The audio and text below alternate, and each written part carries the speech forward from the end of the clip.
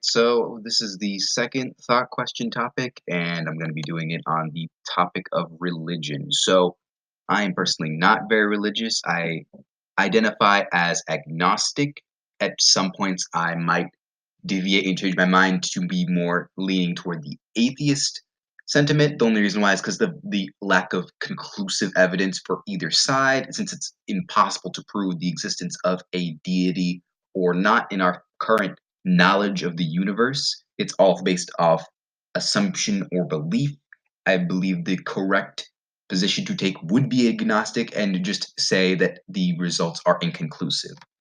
So, one of my faults, major problems with being with religion, despite the whole idea of assumption that there is no way to corroborate whether or not there is some higher power or deity or not. It's all based off either circumstantial or assumptive evidence that since we cannot disprove it, it's better to believe in it, which is pretty presumptuous. And thus, we can't really take that stance from a logical perspective that to just believe in those assumptions. The main problem I have with religion is that the use of a deity is usually coupled with some form of ultimatum.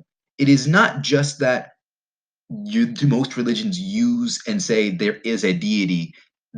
It's always there is a deity, which is the assumption, and then there's another assumption that this deity wants to be worshipped in some way or manner, and that you must worship them in that way or manner. Otherwise, you face a severe consequence of some kind. And that doesn't make too much sense to me because if your prospect of I created something, the use of there is a creator of the universe and this creator for some reason wants me to worship them, I don't see how that creator gets any use of that, how that creator somehow gets something out of that. And the reason why that most people buy into this ultimatum is that there is a severe consequence for not following through with the rules of the religion. And this causes many problems because it shows how religion uses the threat of a consequence or reward of some kind. For if you're looking at the Christian religion, you're looking at heaven and hell. At the Hindi religion, you're looking at the reincarnated as either greater being or lower being, and the caste system, some sort of like consequence for not buying into that specific dogma.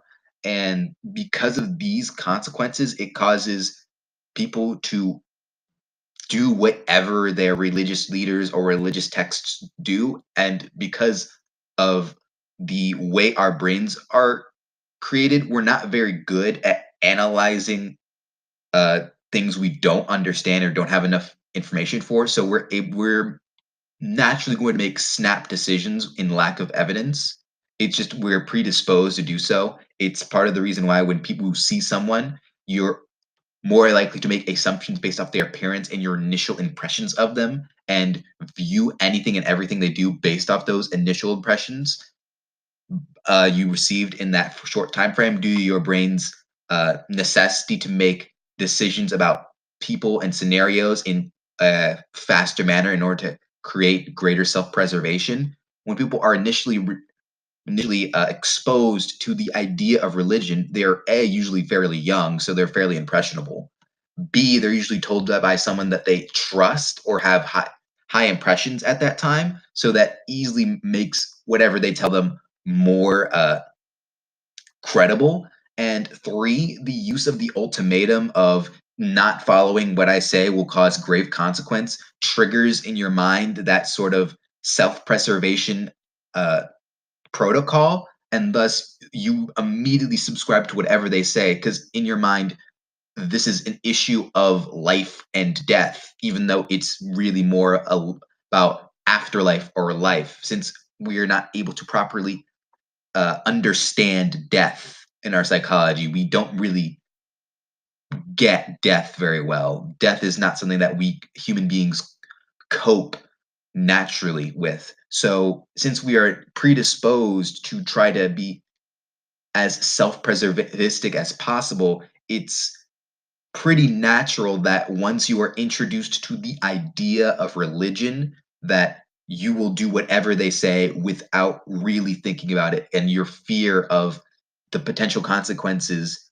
outweighs any lost uh, understand anything lost that they gain from you, such as tributes or time or allegiance. Those sort of things pale in comparison to the idea of eternal torment or uh, some form of not receiving some extended life, not being able to preserve yourself after your death.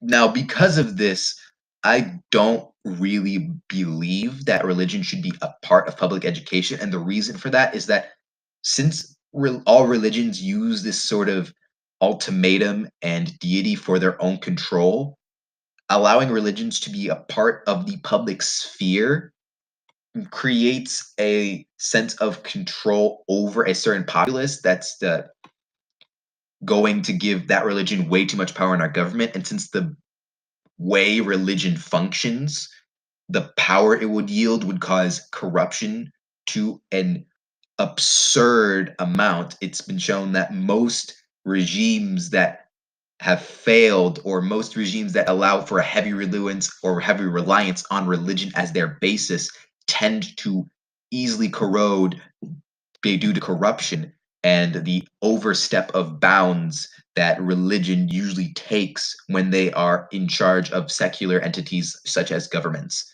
and schools. Therefore, religion should be a part of public education. It should be part from from public education, and should become part from the government. Because once you allow religion to take too much of a space in a public or the secular sphere, rather, it just corrodes the viability for that public sphere to remain cohesive, and it just causes unnecessary problems.